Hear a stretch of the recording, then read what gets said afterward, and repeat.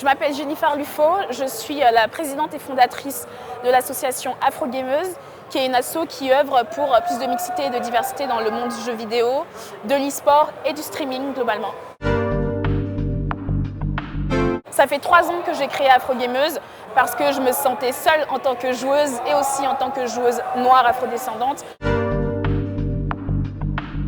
J'ai vécu la toxicité en fait, de plein fouet quand j'étais adolescente et j'ai tout simplement voulu créer un espace où je retrouverais d'autres joueuses qui me ressemblent, qui ont aussi pu vivre les mêmes choses. Et à partir de ce moment-là, on a réalisé qu'on pouvait s'entraider bien sûr, créer une communauté mais aussi essayer de changer les choses à notre propre niveau. Rendre plus visibles en fait les joueuses et les personnes marginalisées de manière générale. Donc bien évidemment les personnes racisées, les personnes des communautés LGBT, les personnes en situation de handicap. C'est vraiment notre objectif de nous visibiliser, montrer qu'on peut prendre notre place, qu'on peut aller loin en fait dans ces domaines-là parce que souvent on nous met à l'écart malheureusement et on vit beaucoup de toxicité. Donc l'objectif de l'association, c'est de créer des opportunités aussi pour ces personnes qui sont sous-représentées dans l'industrie, qu'elles soient plus visibles et qu'elles servent aussi de rôle modèle en fait, à d'autres personnes qui peuvent se reconnaître entre eux dans leur parcours et à leur tour en fait, accéder à ces places-là qui peuvent parfois nous sembler très lointaines et parfois impossibles pour nous. Aujourd'hui, l'association compte à peu près un peu plus de 600 membres. Il faut savoir qu'on travaille dans la francophonie, donc pas uniquement en France. On a des membres qui sont basés en Île-de-France, en région, des personnes qui sont au Canada, en Belgique, à Madagascar, en Côte d'Ivoire. Donc on veut vraiment travailler en bonne intelligence avec des membres un peu partout. On ne voulait vraiment pas qu'on nous dise qu'on s'approprie les luttes aux États-Unis, parce que souvent c'est ce qu'on dit lorsqu'on parle par exemple de sexisme, de racisme. On nous renvoie tout de suite aux problématiques qui ont lieu aux États-Unis. Nous, on voulait vraiment, à travers le nom, adresser évidemment les femmes afrodescendantes, mais pas que. Et on voulait aussi vraiment franciser l'initiative pour que les gens prennent conscience de ce qui se passe sur notre territoire et dans les autres territoires francophones. Donc on communique, on a des branches, parfois dans d'autres pays.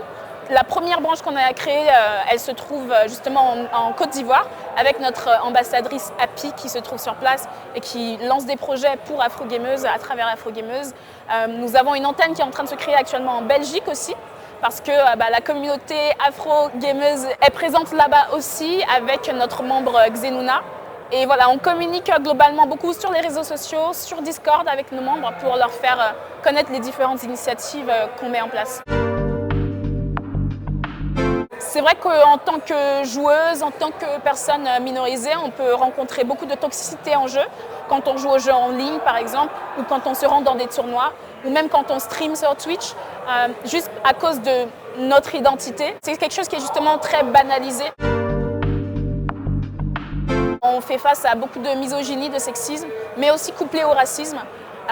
Et c'est des choses qui ont lieu dès lors qu'on joue en ligne et on sait que ça a découragé plusieurs personnes par exemple de jouer aux jeux vidéo en ligne ou même dans l'e-sport, le jeu vidéo en ligne compte beaucoup dans l'e-sport donc ça va aussi nous décourager d'aller vers cette industrie-là et en fait on n'a pas envie de subir cette toxicité quand le jeu vidéo à la base c'est plutôt un moyen de divertissement, on est là plutôt pour passer un bon moment.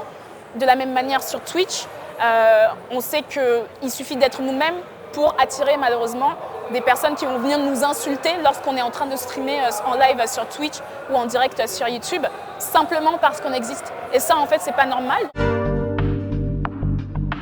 On fait notre maximum pour travailler et expliquer aux gens comment se protéger, par exemple sur Twitch, prévenir en fait ce type d'agression.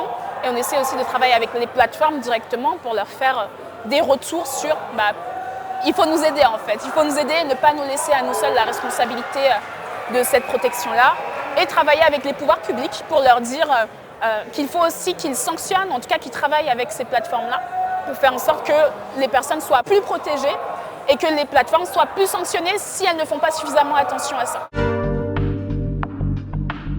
Pour essayer de changer les choses, en fait, on travaille aussi avec les studios de jeux vidéo par exemple, qui nous soutiennent évidemment à travers des cotisations financières, des choses comme ça, mais en fait c'est aussi important pour eux de faire venir leurs collaborateurs à la rencontre de nos membres pour leur expliquer quels sont les métiers du jeu vidéo.